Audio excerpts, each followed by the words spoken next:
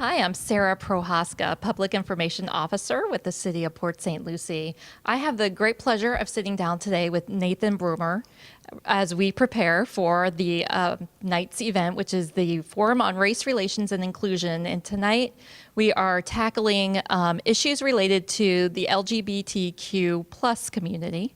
And Nathan, thank you so much for joining me today. I really appreciate you coming on, taking the time. You bet. Thanks for having me. No problem. Can you just tell us a little bit about yourself and why you're here today? Sure. Well, I'm actually the executive director of an LGBTQ plus youth center in Sarasota, Florida, just directly west of you all. And I have been doing work within the community for a long time. I'm also a former school teacher. So, okay. Yes. And I know our forum tonight, we are going to touch on youth issues involving the youth, so that your insight, I'm sure, will be very, very valuable tonight. Yes. Is there, what would you hope our audience or the people who come today take away from this event? Well, a couple of things. Unfortunately, the statistics here in Florida lead not in the categories we want, as far as students not thriving, particularly LGBTQ students not thriving in our public school systems. But there are some best practices, and that's really the more exciting takeaway, other than the unfortunate statistics, that I hope we have a healthy dialogue on what we can do to better prepare our youth for success. Okay. Great. Well, thank you so much. We're going to get ready for the forum, but I really appreciate you taking a few seconds with me beforehand. You bet. Thank you.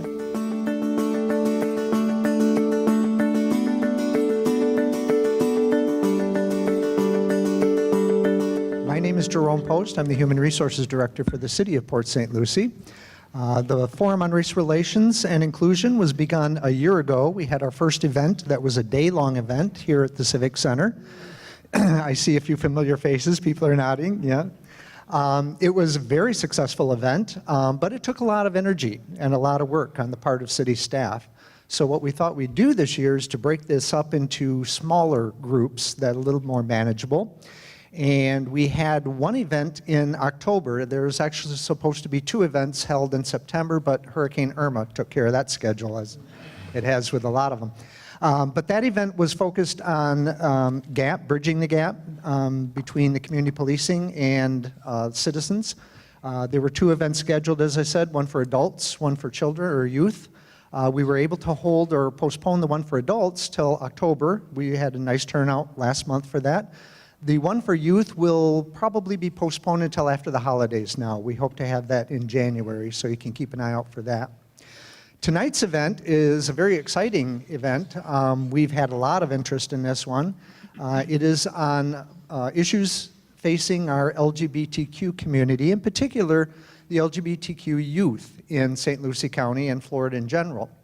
We have amassed a very nice panel that will introduce themselves shortly. We will be taping tonight's event, so we are going to ask that if anybody has questions, that you pose them in a polite and courteous manner. Anybody who is a little bit shy and doesn't want to speak into the microphone as I bring it around the audience is welcome to fill out the questions on pieces of paper over there by Chief Bolduck. Drop them into the fishbowl, and we'll pull them out through the course of the evening. I suspect, however, we're going to have plenty of material to talk about. I'd like to get started tonight by letting our panelists get a feel for who is in our audience tonight. So if you would, by just a show of hands, who's here representing the education community? Any from Board of Education or schools? Okay, so we have a few. Thank you for joining. We have a few from the religious community, I see. Any particular church? Well, welcome. Thank you. Any nonprofits represented tonight? Nonprofit organizations? Good. Government agencies? Just a couple? And for-profit? Just regular citizens, curious, interested? Okay. We are going to start off by having our panelists introduce themselves, tell us a little bit about their backgrounds, and tell us why they were interested in volunteering tonight. So if we could start on the far end with Madeline. Hello, everyone. My name is Madeline Laurent. I am Vice President of Indian River State College's LGBT Alliance. I'm also an operator with Trans Lifeline. And I guess really why I wanted to volunteer here is that often, particularly with the trans community and particularly with young people, there's this propensity to leave small towns and to leave small, less accepting areas for more accepting areas, to go to big cities and to just start your life there. And that's something I planned to do until very recently. And I don't think I have to let anyone here know sort of big political changes that have happened. And so I really just wanted to work, and I wanted to take this part of the country and drag it to the future as best I could. Sherrod? My name is Sherrod Worthen. I'm president and founder of IRSC's LGBT Alliance. Our club is always looking for ways to community build and to build a strong, more platonic sense of community in the LGBT community in our area. And so this panel seemed like a very good way for us to do that and to really get queer youth involved in the conversation about issues that affect queer youth. And so, of course, we were interested in being a part of this. Nathan? My name is Nathan Broomer. I'm the executive director of Also Youth. That is an LGBTQIA youth center in Sarasota, Florida, just directly west of you. I also am a former middle and high school teacher in Hillsborough County. I also raised my daughter in Hillsborough County. I'm a native Floridian. Yes, we do exist. And I'm really excited to be here for this conversation. Thank you. And Cassandra? Hello, my name is Cassandra Novaline. I am the Minority AIDS Coordinator at the Health Department here in St. Lucie County. My role specifically is to identify pockets of the community where stigma might still be prevalent in the HIV and STD realms, and also increase testing, decrease stigma, and also increase acceptance and treatment for HIV and other STDs and communicable diseases. Ives? Hi, my name is Ives. I'm secretary of the LGBT Alliance at Indian River State College. I'm kind of here because as a queer youth, a lot of the issues that are important are ones that affect me directly and have affected me. And I feel like I'm in a place now where I can speak up and I can start changing those things. And the saying, be the change you want to see in the world, be the adult you needed when you were younger, has always kind of been my driving thing. So if it's a way to speak out and hopefully make changes happen, it's something I want to do. Thank you all for joining us this evening.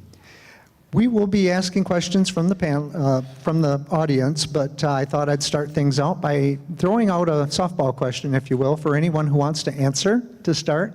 What do you see being one of the most urgent issues facing the LGBTQ community today, whether it be locally in St. Lucie County, statewide, or nationally?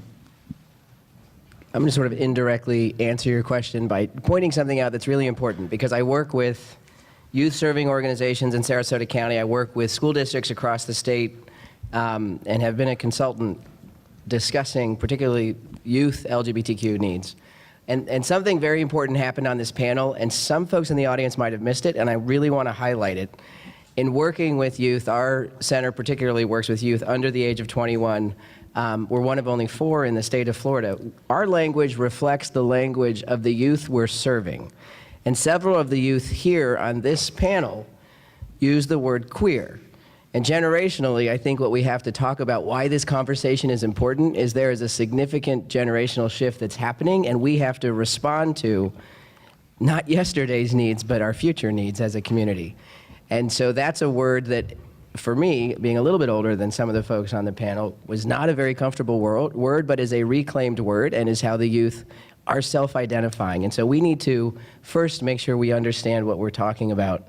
And that was just something really beautiful that I heard everyone respond to, because I used a big acronym, LGBTQIA, but a lot of folks in the room may not know that, and we may not get into all of that today. But that was a word that I think we just needed to honor. Cassandra, how would you answer that question from the health education perspective?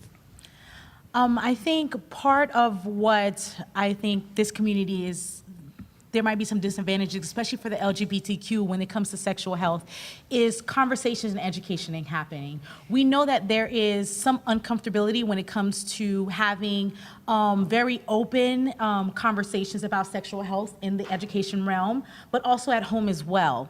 I know that STDs and HIV are not diseases that are lowering or decreasing in our community. Nationwide, we're on the rise for syphilis again. We're on the rise for gonorrhea and chlamydia, and gonorrhea going to be an STD where it's no longer affected by antibiotics. These conversations need to be happening because we also see populations of youth where they're increasingly year by year getting and contracting gonorrhea and chlamydia and things like that. So that conversation I don't think it's being had enough in our community, and how we can address it. Because I remember one particular youth telling me, this stuck with me ever since I've talked to her. She said that it's easier for her to get drugs in St. Lucie County than it is to get condoms. Interesting. And from the youth perspective, Madeline, I see you have an interest. Well, to add to that, I think all of my friends are part of this demographic, and so there's certain themes that are true among all of them. I think all of us left home young, or were kicked out young, or were homeless, and so that's something that is a common theme with queer youth in this area, especially trans youth. And to add to that, there's an entire demographic of queer teenagers who are putting their future on hold until they can get somewhere else, or until they can get to a safe area. And so creating that in this city is something that really will make life better for a lot of people like me and for my peers. Would anybody else like to add to that? Just kind of building off what Madeline said about having safe places for queer youth to go. A lot of people, when people share their stories, it's, oh, I didn't know that was still happening. But when you actually live it and are around people that live it, you see how often these needs aren't met. And just kind of this triad of discrimination in the workplace, in housing, and then in mental health. And they all kind of build off each other and tear at each other. And it can really make just the basic functions of living so hard from day to day. And that's not something that you can be a teenager and worry about where your meal is coming from and still graduate high school, let alone go to college or think about your future. And just that the base of needs to live are something that aren't always met. Does anybody have a question from the audience following that you'd like to bring out? We'll take ladies first. We'll be right back. This is to all of you guys. How would you describe somebody who is a queer? Like, what does that mean to you? How would you define it? What does it mean? I think we're living in a time now where a lot of people, particularly young people who don't really have themselves figured out yet, know they're not straight, but don't really know the verbiage or or exactly how they identify. Maybe they have questions about gender, or maybe they have questions about sexual orientation. And sometimes those labels are very difficult to fit into. I think for a long time, you were just gay. If you were gender fluid, you were gay. If you were non-binary of any kind, you were gay. If you were bisexual, you were gay. And so we're living in a time now where we have the words to describe different orientations and gender identities. And so often accepting queer as a label to begin with makes it easier to sort of discover yourself within that community. Sir? I just wanted to ask, I've met Cassandra before, Avenue C. I'm involved with the Health Department Prevention Planning Group and Care Network. But we've had problems for years, even just getting into the school system to give the whole HIV/AIDS message. And I don't know, is it any better now, any worse? How do you see?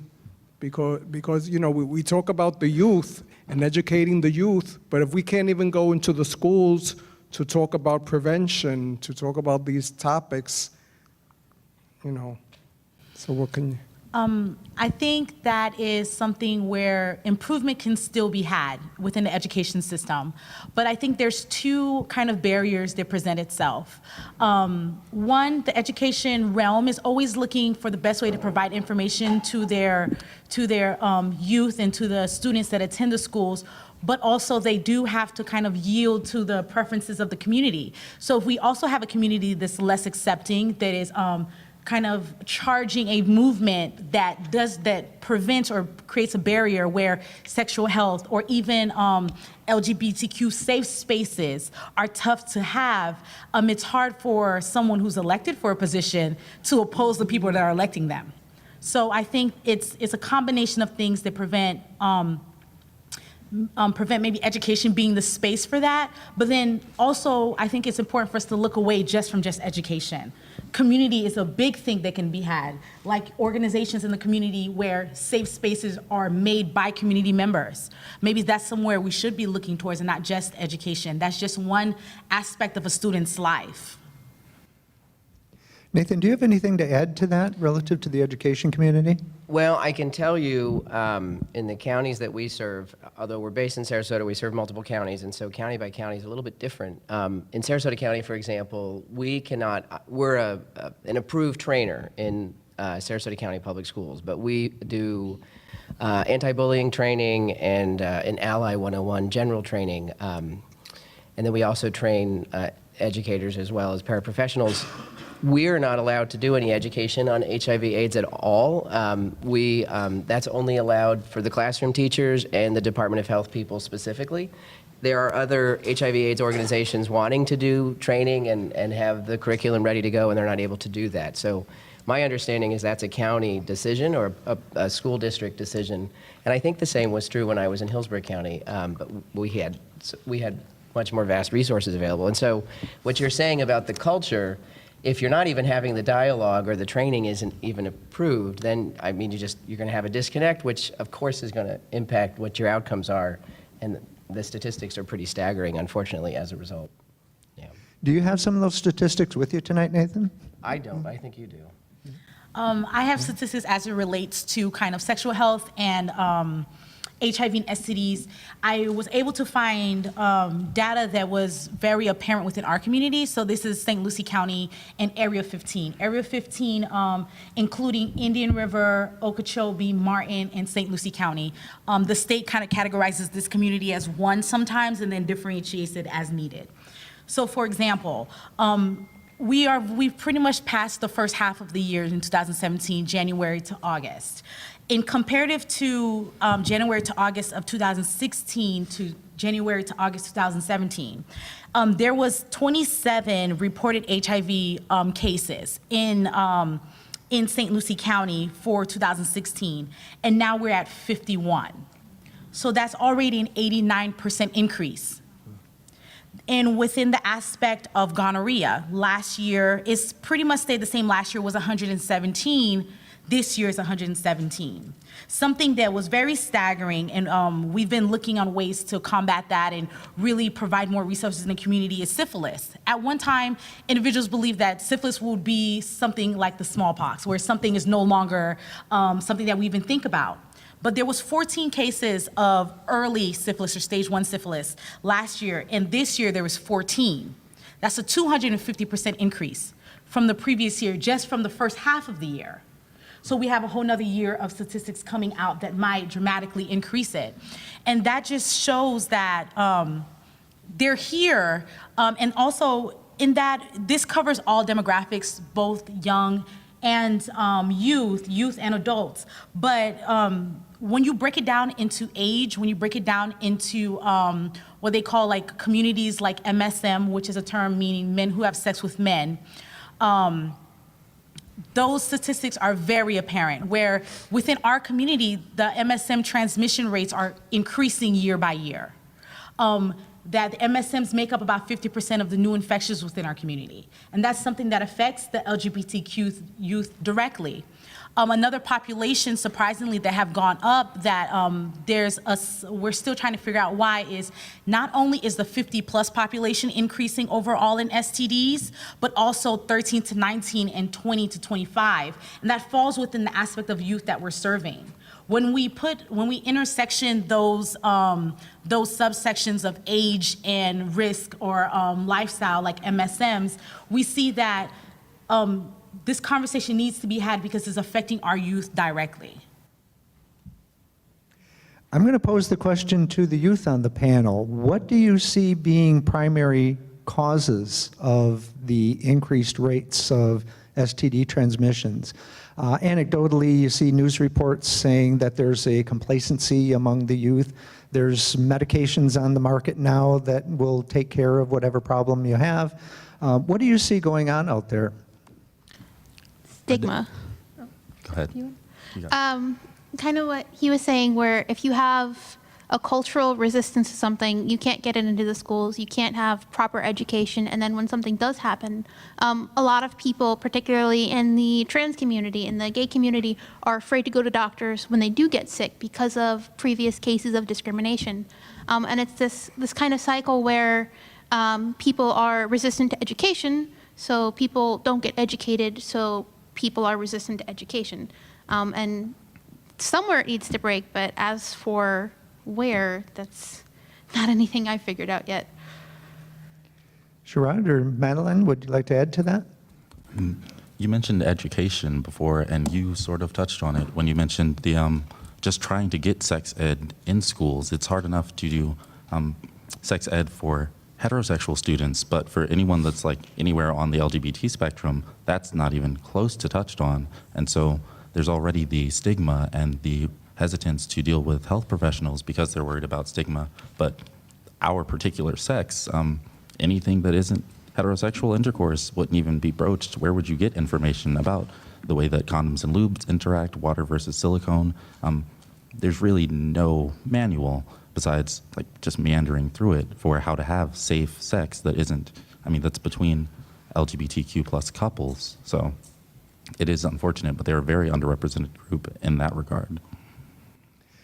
Follow-up question from the audience? I just wanted to say, I guess sometimes it's even a generational thing, because I was born and raised New York City, whatever, grew up in the city, and I'm 62 years old, and I lived through a time where HIV and AIDS, that was a death sentence. And nowadays, there's so many different medications that I think with a lot of the youth, and it's just my opinion, with a lot of the youth, that fear that once was out there is no longer there. So the casual sex is it's almost more acceptable because, well, you'll just take a few pills a day and then you move on, because people are living 30, 40 years, and it wasn't like that back in the 80s or something like that. And so that fear thing is gone, and maybe with the youth, it's more acceptable or something. I think almost more frightening than that is the fact that a lot of people aren't plugged into it at all. So there is this situation where people will think, oh, I can take pills, or I can go on PrEP, or I can do this, and live with HIV. But a lot of the people I'm interacting with, especially at Indian River State College, which does dual enrollment and will deal with high schoolers a lot, is just this complete sort of ignorance on the issue in its totality that really doesn't get addressed until they're, like Sherrod said, figuring it out on their own. Ooh, that's generated a few more questions. Hi. My husband, who passed away, was actually the administrator of the health department, Larry Lee. And I know in the past they worked through the council that was like a council that was professionals from the community that was able to make inroads into sex education. Is that another venue that should be re-triggered to see if that's a possibility? There's a council that worked, and I know he was active on that got sex education into the schools to begin with, because that was the issue here. There wasn't any education at all. And it's called the Roundtable Group. And actually that's how that began, but it was not able at the time to expand into the gay and lesbian. It was not, because of the social norms of the community. But is that a group that should be triggered again, because they have a great deal of clout in the community, and maybe it still exists? Maybe that's a possibility. Yes. Yeah, I think any community response won't occur, first of all, unless there's a sense of urgency. And so I think part of what has been highlighted by a lot of the comments from the audience and from the panelists is that maybe there doesn't appear to be a sense of urgency. And the statistics, I think, really highlight that. And those are statistics that flow across the state of Florida. The numbers have been up significantly, in some counties more than others, for the last several years.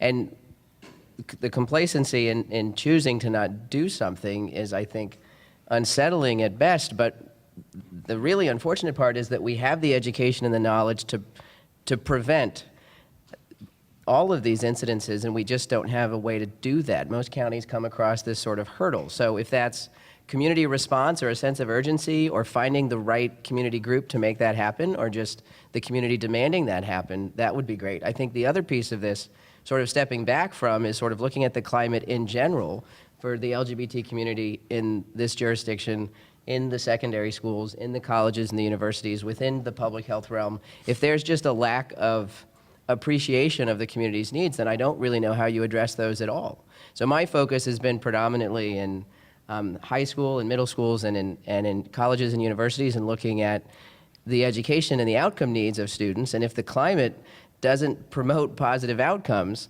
then we're failing our students. We're not letting our students be ready to live the American dream, even if they want to do that. And that's another piece hopefully we'll talk about a little bit more. But certainly if we had the information, it's not as easy as just getting it to everybody.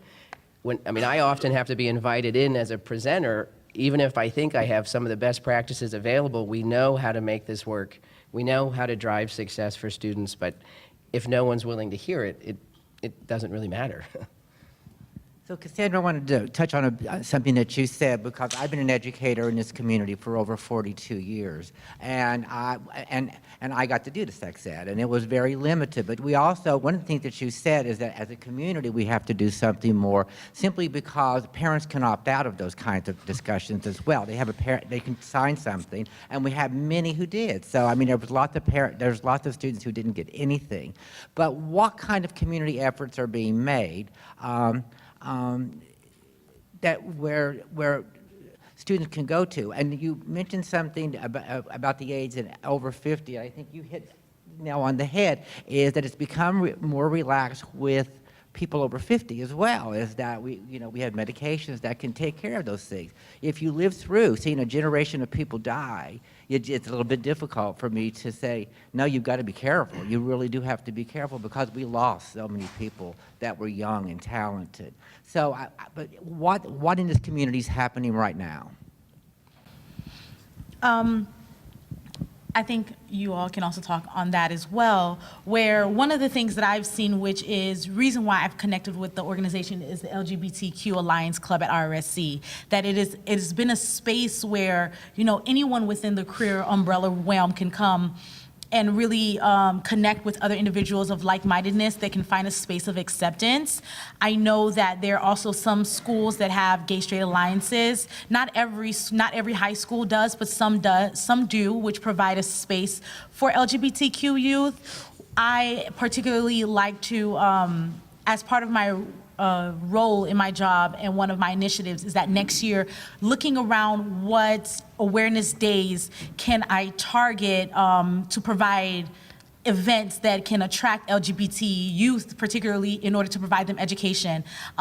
This year we were at Pride Fest, and we, I don't even know how many people we tested there, but just engaged in conversation, had conversation with youth to bring them in and have discussions and allow them to ask questions that they may not have anywhere else to ask them, things like that. So not just having space for them, but going to where they're at as well.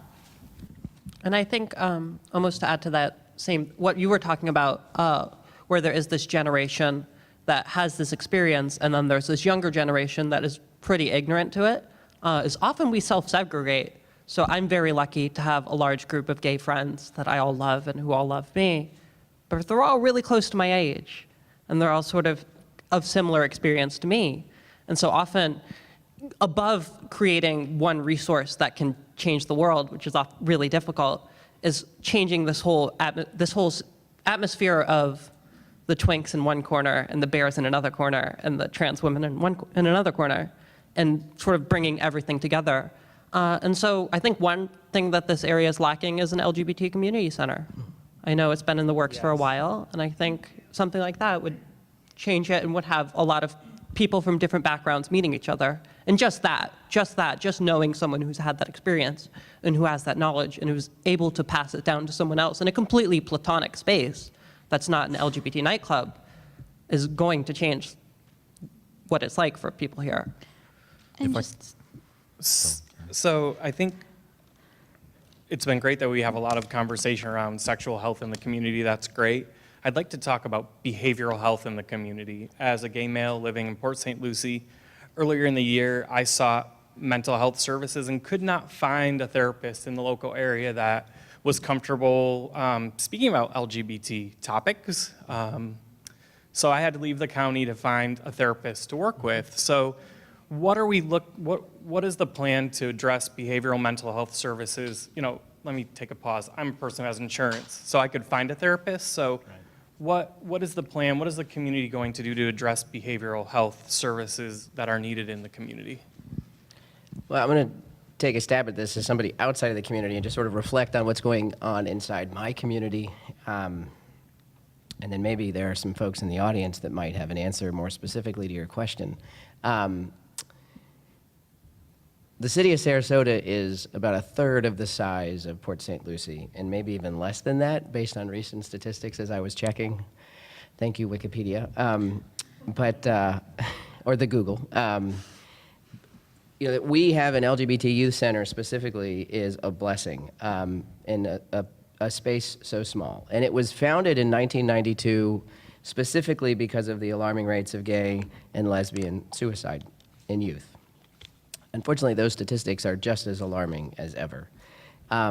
Finding mental health resources in our city and in our county and in surrounding areas is almost impossible. So we have a lot of youth that go to Orlando or go to St. Pete or go to Tampa, and even when they go to those places, the waiting lists are awful. And there are some very specific legal limitations on youth in crisis seeking care, which if they don't come from a supportive family, so for the youth at the table that are over 18, this issue, you've reached the age of majority, it doesn't impact you, but for a lot of the youth we're serving that are not older youth, it does, because the parents or the family or the guardians won't even give consent for a youth in crisis, which is a horrific circumstance in the state of Florida, and often ends tragically. But we have tried to put together, and we are a community center, right? So and we're not huge. We're a tiny little nonprofit, 2.5 FTE for the nonprofit people in the world. Tiny budget. But we've put together a very short mental health resource guide. We're also trying to talk, and get more physician referrals. I just did a presentation at Sarasota Hospital calling on the health community. I believe in my community, which is a very conservative county, I believe that there are more allies in my county that we're just not aware of. 20, 30 years ago, if you were LGBT, and I'm using a shorter acronym because we didn't have a long acronym 20 years ago, you just kind of had a secret network. Your friends would recommend a doctor, and that's who you went to. And we sort of talked about it amongst ourselves. And I believe there are some practitioners out there that are able and knowledgeable or would be willing to get training. And I think it's time that we really frankly start talking about this in an open way and reaching across into unexpected places. Generationally, that's hard for friends of mine that are my age or older that remember a lack of acceptance and just didn't want to try anymore. But the next generation is demanding it, and they have a right to, because they're the future of this country. And so we have to look for partnerships wherever we can, meet people where they are, and educate one another. And that's, what in the training world we now are talking about is cultural compassion. And so I think in Port St. Lucie we're going to find some compassionate folks. We just might not know who they are yet. And I'm looking for them in Sarasota, and I'm a lot smaller than you guys. And just to give a hard answer to your question, when I transitioned, one of the therapists I went to was Eric Lever. He runs Change of Mind Counseling, which is in St. Lucie West. There's a few other therapists that work there. All of them are trained to cover LGBT issues. Yeah. And then just to go into my own experience as a crisis line operator, there are certain common themes that, when addressed, will start lowering that suicide rate. I think a frightening statistic that was on the Trans Lifeline training is that trans people who can't find gainful employment are 4 times more likely to commit suicide. Mm-hmm. It's this startling issue, and it's an issue that most millennials face, LGBT or not, is a stark lack of gainful employment, particularly in this area. And so addressing something like that in a concrete way, whether it's a human rights ordinance or whether it's just a resource dump of agents or companies with non-discrimination policies that cover LGBT things, would be a very good start. What I'd like to do is recognize that through the course of some of these difficult conversations, we have also heard peppered through these conversations some resources, ideas, hopes that can be tapped into. Who would like to take a shot at summarizing for us what should be done, what can we be doing, and what resources need to be tapped for us to move forward? I think something that's been touched on a few times so far is encouraging all of you guys in this room to act. Up here we're 4 people, and in front of me there's, I think you said 30. All of you are capable of doing everything that we're doing. The means are there for you, and there are plenty of people who will help you with it. So it may be, especially for the young people in this room, it may be extremely daunting, and it may be something that's just because you haven't had that agency, just because you're young, because you're in school, because you constantly have people tell you what to do, it's often completely inconceivable that you could go forth and do these things on your own. But I'm up here to tell you, and Srad's up here to tell you, and Ives up here to tell you, and Nathan's up here to tell you, and Cassandra's up here to tell you that it's there. You can go forth and you can do it, and you can find people who can help you with it. You can find one other person, and even just having that one other person who's going to be a partner with you on something will make a world of difference in your community and in your schools. And I feel like it all comes down to education and the push for education in every level, education in our schools, education of our teachers, education of our police, education of our government, education of our public. And then taking that education and actually intervening in the problems, not just turning a blind eye, not being part of the bystander effect, but stepping out and saying something when you see something, and acting and defending people who can't defend themselves. And then following that up by voting, like one of the biggest underused powers we have. Vote in your local elections, vote for your city councilors, vote for your mayor, vote for your state senators. Like we always look to the president for our big changes, but real change happens from the ground up. Real change happens from the community level. So education, intervening, and then actually pressing and voting and deciding in our local elections and communities and the things that we can most directly reach. And I think another thing to add to that is really taking into account the power that you have. May it be money, may it be your voting power, may it be your voice. Oftentimes, we know, I always say that when I'm doing my trainings, I always say that, you know, one person that had a great experience may tell 2 people, oh my gosh, you should go see Nathan, he's off the chain. You know what I mean? But if Nathan crossed me in any way, everybody in this room would know. I would tell the dog, I would tell the fish. Everybody would know that this was not a good experience with Nathan. Just kidding. But it's the aspect of also utilizing your voice. If you've been wronged in any way, if it's by a provider that was insensitive, if it's by experience that you had with a local merchandiser or a store or things like that, let it be known that this place is not somewhere where I'm accepted. This place is not somewhere where my friend would be accepted. It's also somewhere where then that means that I'm no longer using my money there. And that if someone asks me or they ask for a recommendation, you will not get my recommendation. I have a thing, I always say that when you offend I'm offended because you were offensive, not because you offended me. So even as an ally, I take that seriously. So if I go into a store and I hear someone say something completely ignorant, I also feel comfortable because I have a big mouth that I'm going to say something to you. But I also will tell you, I am never stepping in here again, and no longer with anybody I associate with. So I let them know that that is not okay with me, and that will and change affect the way that you do business, hopefully, eventually.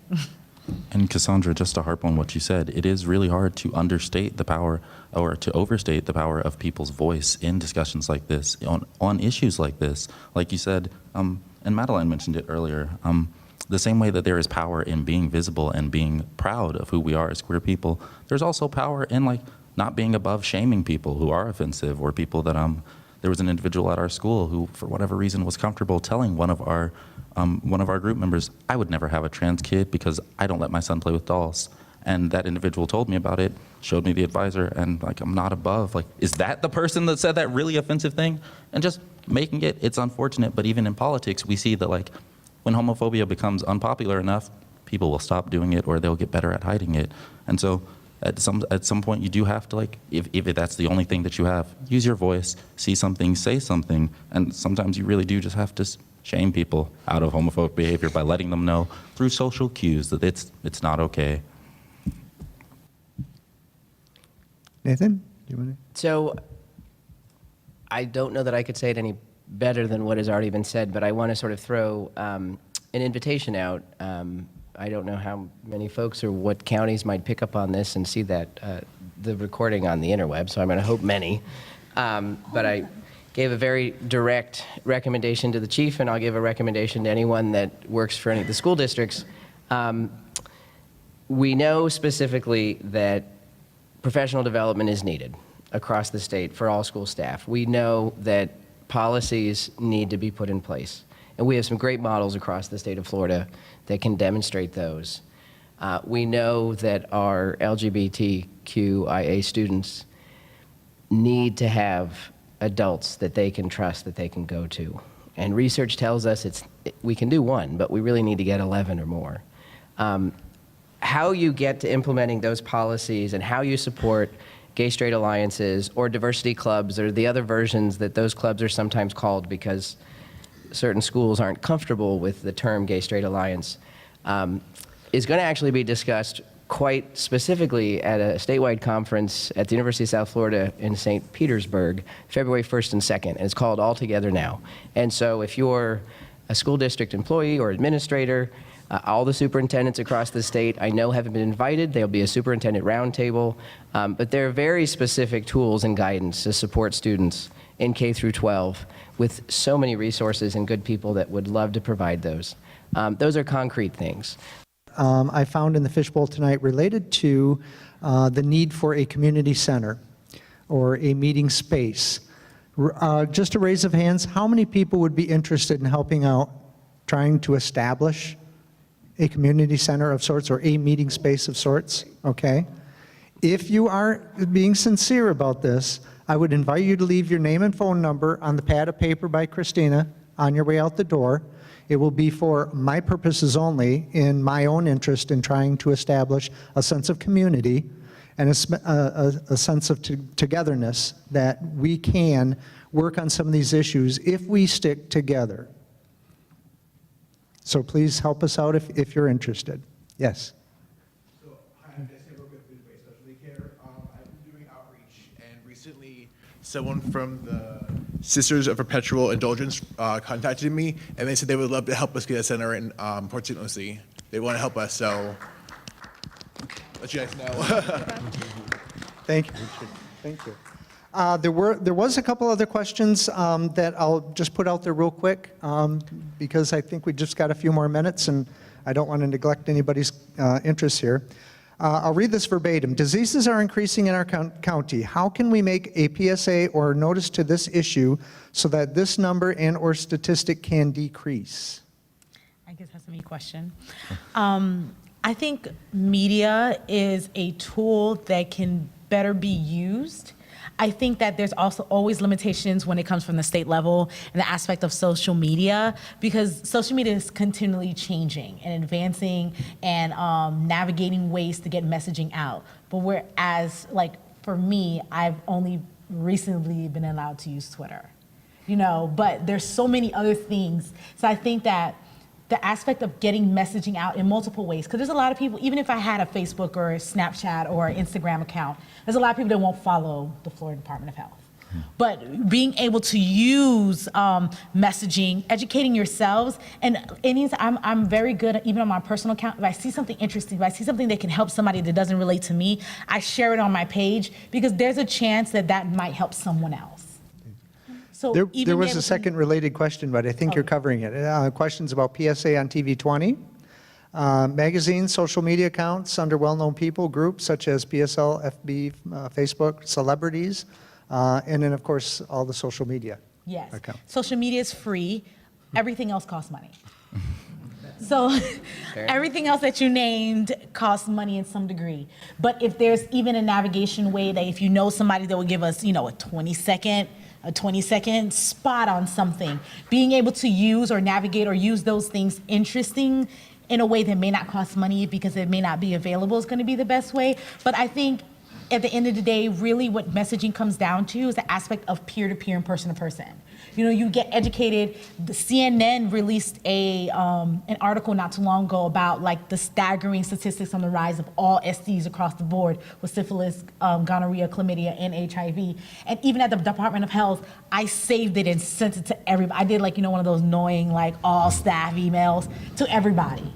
Not because they didn't know, because they work at the health department, and then I went and shared that with everybody in my phone as I could, just to let them know, youth at my church, even though some of you claim celibacy, cool, but this is facts you should know, share it with your friends. So it's the aspect of getting education on yourself and sharing as much messaging, because somebody may not listen to me coming into my office about using condoms, but you as their friend tell them, maybe they'll take it a little bit more seriously. Exactly. If I could just harp on that, even with our particular group, the way that we started passing out condoms and contraceptives and whatnot at events and started all sort of everyone in our group and on our campus in our queer community has just adopted the message personally from meeting Cassandra in person, because she came to our meetings and we were able to put a name with a face. Florida Health and even PSAs and social media, they give issues like this and issues like sexual health a sort of abstract feel, and it creates that sort of that impersonal feel to it that makes it almost unreal, especially for younger people. It's a statistic. It's something that you hear from a classroom or out of a textbook. But when you can put a name with a face, and Cassandra becomes the face of Florida Health for our club, now you have all of these people who are willing to be more engaged in the conversation, take things more seriously, and who just understand in a more tangible way from talking to Cassandra face to face that this is the information, these are the statistics regarding sexual health and regarding diseases that are sexually related. I think we have one last question from the audience. Okay. I know that you were talking about social media and getting the messages out and stuff like that, and informing people and educating people. And you were talking about Twitter, and PSL. Did you guys ever think about maybe perhaps when you have your meetings at the college, you guys do podcasts? Everything is portable, so you're able to take it around. People are more quicker to download something like that, where you can bring some of that information, or do Periscope. Everybody loves Periscope. It's live, it's right then and there, and it's something that a person can tune right into that maybe if you don't have the forum right now to meet, you guys can do it like that, where people can log on, start to follow you and get that information in the community, or, where the kids would know that they can download and listen to that. Absolutely. Comments? Thank you, Dave. I think, just to give you an answer, that's one of those things that Sherrod and I both sort of alluded to during this, is that often we have very good ideas, and this isn't addressed to you, but this is addressed mostly to people who come to these organizations and who want to do things. We'll get suggestions like that, and Sherrod and I don't have the means or the time to really address something like that. So just to take that and sort of broaden it out a bit, as if you want something to change, or if you want something to work in a different way, come forward and offer, and often those people will take you up on that offer. Would any of the panel members like to make closing remarks? I kind of wanted to. Sorry. I did, just to touch on what she said, it is something that, I think I don't know that it was meant as a criticism, but just the way I interpret it, I feel like that actually is a kind of valid criticism, because a lot of things, and people have touched on it before, I think social media is a good way to alleviate the sort of self-segregation that happens, because people are very aware of what organizations and resources might be available in their community. But I think it is worth noting that social media is sort of an undervalued resource in broadcasting and widening that web of people that we can reach. Obviously, not everyone attends IRSC or can make it to IRSC for our club events and for some of the discussions that we have in Port St. Lucie and on the Treasure Coast. And so I think it's definitely worth considering, and sometimes it does just fall apart in terms of implementation. It would be great to have, and then it's just a matter of finding someone to do it. But I do think social media should be more used and should be talked about more often in conversations like this, as a way of at least virtually staying in touch with other resources and knowing about things that aren't in your area or physically accessible. And then, And it's free. It's rough. And then, kind of just as a closing remark, at least mine, I only came out to my parents and left home 4 years ago. I turned 20 last day of September. So even in just the short time that I've been out and been able to live and progress, I remember when about a week before my mom kicked me out, she told me that I would never be in college, that I would be homeless, that I would be an addict, and that I would never amount to anything. And just being able to be here, I'm in college, I'm a straight A student, I've got a community behind me, I've got people that I can connect with, I've got a history and culture that can fill my life. It's not something that I ever imagined I would be able to be a part of, I would ever be able to enjoy, and just this feeling of gratitude and privilege, being able to sit on a panel hosted by City Hall and like talk about the issues facing LGBT youth is not something that I ever thought I would be able to do, and just profoundly grateful and happy with where I am. Yeah. And to add to closing remarks, I just want to thank everyone for coming. And also, if you guys need anything from me, like I've sort of talked about my background for a little bit, like please come up and talk to me after, and I'll give you my phone number. We can work something out. Anyone else? Sure. I think that it was a great conversation, for sure. And yes, we have more questions than answers. We shared a lot of statistics, mostly you and I. But that gives us some framing for what we're talking about, right? Comparing across the state, other counties. I'm invited in from another county, from a city much smaller than Port St. Lucie. But ultimately, having worked in several counties across the state, I know, and as you said earlier, that there's a lot that can be done locally, and the answer is here. Maybe it's in this room, or it's with some folks that are watching this, but the answers are here, and this is the start of that. So wherever we are on the curve of doing something, we're talking about it. And if I'm invited to come back or participate in any way, of course I will do that. There are a lot of resources across the state, so you're not starting from zero. Reach out, but own it, because it comes from within. Every community that has moved this needle forward has done that together. And I think something has been started here, and I'm happy to have been here at the ground. I do sort of, on that note, also want to just thank people for coming, and people that did come and that had questions or were even dissatisfied with how something went. Please, don't let that deter you from coming to things like this in the future, or for being a part of the conversation in the future. If anything, people that might feel that way, I want to encourage them, please come back, and don't be afraid to be a little bit louder, a little bit more vocal, and because that's how progress is made. It's one of the things that on campus we constantly deal with, people who will just stop coming to the group or say that they don't want anything to do with our particular LGBT alliance because of this complaint and that complaint. But when you leave and walk away from the conversation, it